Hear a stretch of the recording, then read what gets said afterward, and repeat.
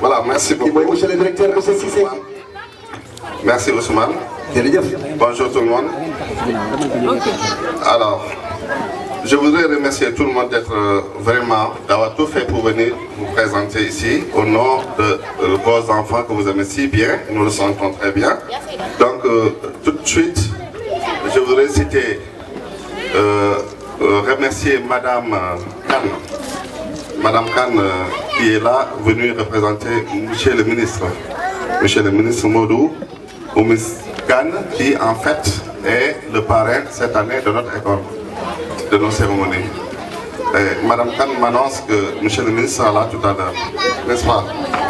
Ensuite, remercier surtout Madame Aminata Kansa, comme on l'a dit tout à l'heure, elle a tout fait pour la création de cette école.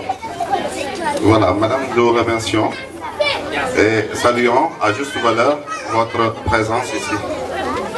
Alors, je pense que les membres de CES sont là. Remercier surtout Madame, notre trésorière, Madame Cissé, et surtout l'ensemble des parents qui sont ici présents. Alors, remercier également l'ensemble de nos sœurs qui étaient là, qui ont largement servi ici à l'école et qui continuent de nous manifester leur fidélité.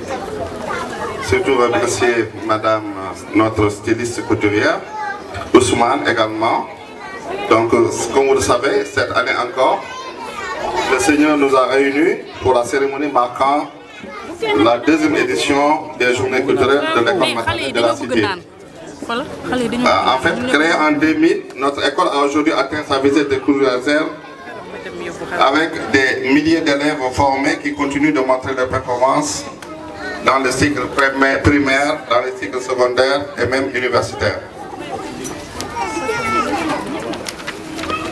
Les enseignements apprentissages de haute portée pédagogique, aussi bien en petite, moyenne et grande section, ont fait de notre établissement une école d'excellence convoitée aujourd'hui par tous les parents d'élèves. C'est l'occasion de remercier Madame la Présidente de l'APE qui n'a jamais cessé de ménager aucun effort pour le rayonnement et le prestige de notre établissement. Remercier également tous les parents qui ont porté leur soutien matériel ou financier pour la réussite de cet événement.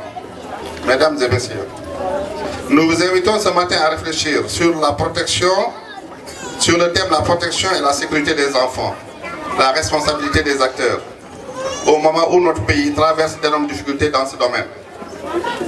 Difficultés face aux rapts d'enfants, aux violences et aux mutilations de toutes formes. Difficultés face aux viols, à la pédophilie, au trafic d'enfants et même aux infanticides. Difficultés également, surtout face à la mendicité et aux crimes atroces d'enfants qui pèsent sur la conscience et le désespoir des parents. Mesdames et messieurs, quelle est la responsabilité des parents devant ces catastrophes? Sur quel rythme et selon quelle fréquence situer le rôle des écoles dans la protection et la sécurité des enfants? Que dire de la responsabilité de l'État dans l'insécurité persistante qui perturbe la vie de nos enfants?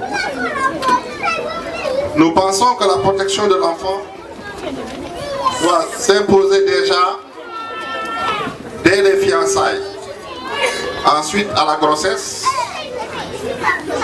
ensuite à la naissance, mais surtout aussi à l'école.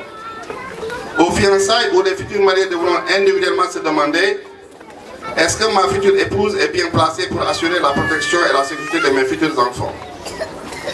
Est-ce que mon futur mari a toutes les garanties pour protéger et sécuriser mes futurs enfants?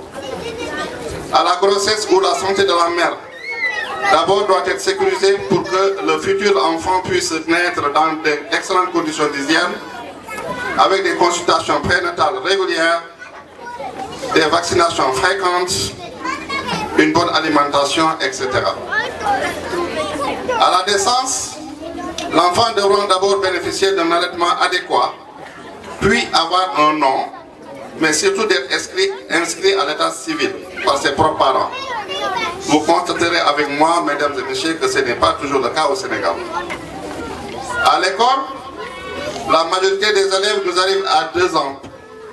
Plein de chats, larmoyants, souvent très morveux, dans un milieu qu'ils viennent de construire l'école, c'est-à-dire une nouvelle société.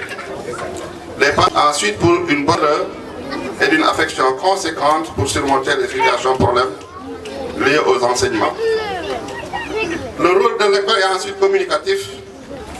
Symbiose entre la famille et son milieu, l'école doit communiquer, dialoguer, informer, rendre compte régulièrement de tout comportement anormal de l'enfant ou de ses accompagnants afin de permettre aux parents de mieux assurer la protection et la sécurité des élèves.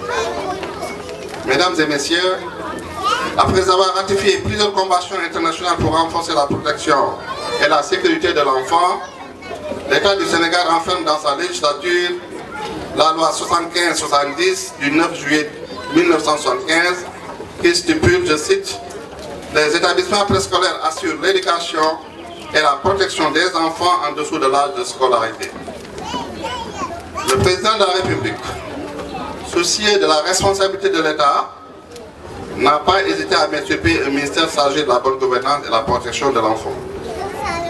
En effet, la sécurité des enfants ne relève pas seulement du cycle préscolaire et encore moins de l'élémentaire, mais doit prendre en compte toute l'adolescence et singulièrement les daras. Ainsi, la communication et la sensibilisation devront primer sur tous les paliers avant d'en arriver à la répression qui devra être un mal nécessaire pour tous les parents censés fuir leurs responsabilités. Vous comprendrez donc qu'elle devrait être l'affaire de toute une population en collaboration avec les marabouts, les confréries, les forces de sécurité, les daras, les écoles, les quartiers, etc. Bref, il faut que chaque Sénégalais et chaque Sénégalaise se sentent personnellement responsables de la sécurité et de la protection de tous les enfants.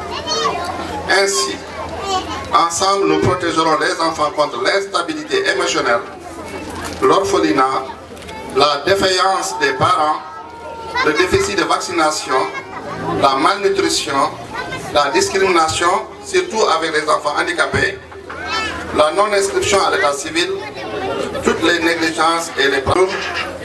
Remercier le SAES, remercier Mme Ndoye Khady Samba, présidente de l'association des femmes, remercier l'ARCES avec un cachet particulier à M. Abdoulaye Mbaye, secrétaire général, mais surtout à Mme Aminata Adiassé Sarr, qui n'a ménagé aucun effort pour l'ouverture de cette école en 2000.